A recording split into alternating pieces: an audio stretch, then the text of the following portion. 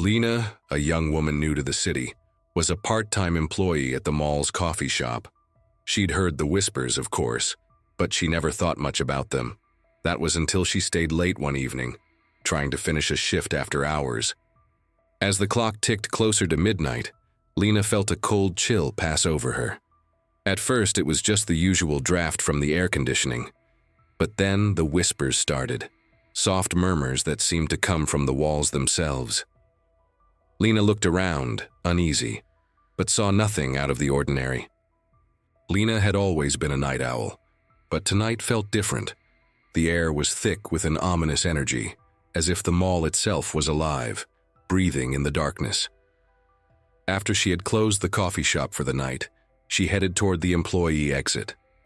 The lights flickered above her, casting long, twisting shadows that made the mall feel unfamiliar.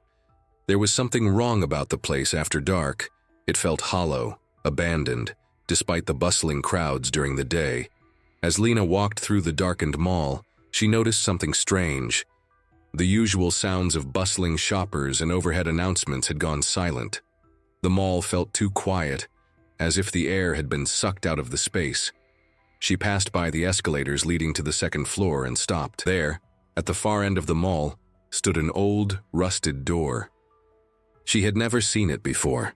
It was hidden away, tucked behind a row of dusty shelves. The door seemed to beckon her, drawing her in with a sense of unease, like a distant memory tugging at her mind. Her heart raced as she approached, the silence around her growing heavier. She tried the door handle. It was locked. But just as she stepped back, the door creaked open on its own, as if inviting her in.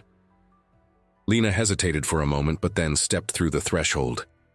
She had no idea why she was so drawn to this place.